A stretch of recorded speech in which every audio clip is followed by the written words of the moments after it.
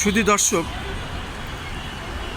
প্রায় 4-5 দিন ধরে সে জাতীয় প্রেস ক্লাবের সামনে সাংবাদিকদের শরণাপন্ন হয়েছেন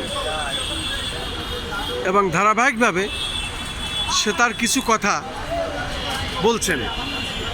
ঠিক আমি আজকে সরাসরি তাকে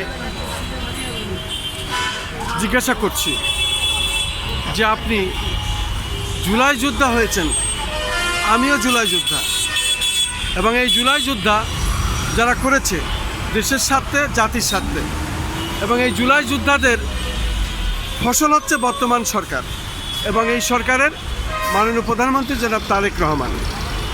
তবে এখানে একটা প্রশ্ন আছে, কে কোন দল থেকে জুলাই যোদ্ধা হয়েছেন? আমি যেমন বিএনপি থেকে হয়েছি। এটা আমরা কিছু পাওয়ার জন্য না, আমরা ফ্যাসিস্ট সরকার তাড়ানো দরকার, আমরা তাকে খেদাইছি। আপনার কি প্ল্যান ছিল, কি উদ্দেশ্য ছিল যদি বলতে পারতেন? এক কথায় পাশাপাশি কেন আপনার এই সার্টিফিকেট দেওয়া হচ্ছে না?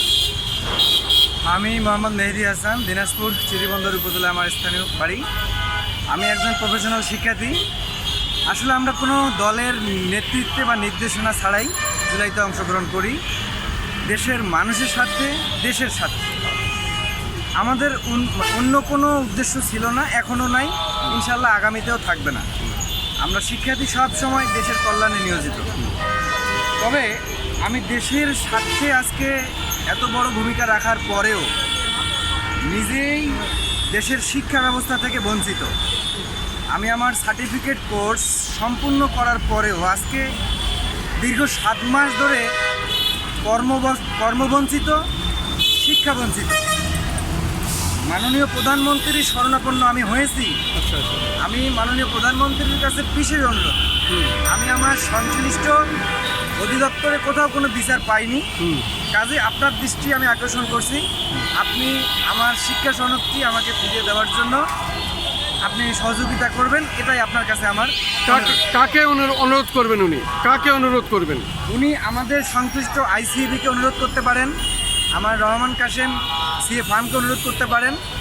আমাদের দেখাশোনার জন্য অভিভাবক হিসেবে এনারাই কাজ করতেছেন। ধন্যবাদ। আপনাকে অনেক অনেক ধন্যবাদ। শুধু দর্শক, আসলে জুলাই যোদ্ধা কিন্তু আমরা অনেকেই হয়েছিলাম, কিন্তু তখন উদ্দেশ্য ছিল এটাই যে ফ্যাসিস্ট সরকারকে তাড়াও এবং ফ্যাসিস্টকে খেদানোর জন্যই সকলেই আমরা জুলাই যোদ্ধা হয়েছিলাম। তার মানে এই না যে আমরা জুলাই যোদ্ধা হয়েছি বিধায় অপরাধ করেছি, তা নয়। আমরা দেশের জন্য, জাতির জন্য যুদ্ধ করেছি।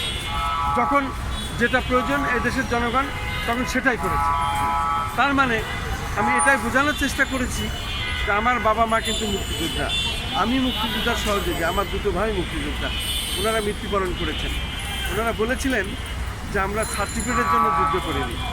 আমার আব্বা পানি উন্নয়ন বোর্ডে চাকরি করতেন, খুলনা পানি উন্নয়ন বোর্ডে, খুলনা অঞ্চলে, এবং ওই এলাকায় এম এ জলিল, তার নেতৃত্বে উনি যুদ্ধ করেছেন সুন্দরবন এলাকা এবং খুলনা এলাকায়।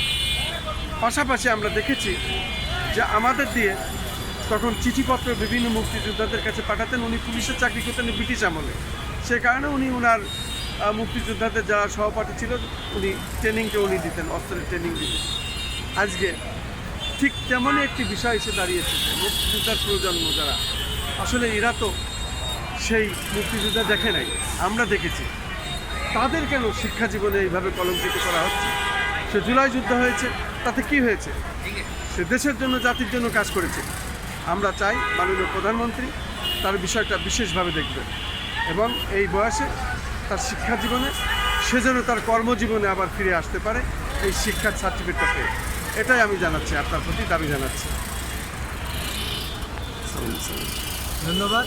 দেশবাসী, দেশের সাধারণ জনগণ সকলের প্রতি আমার অনুরোধ, আমার সহযোগিতা এগিয়ে আসবেন। আসসালামু আলাইকুম।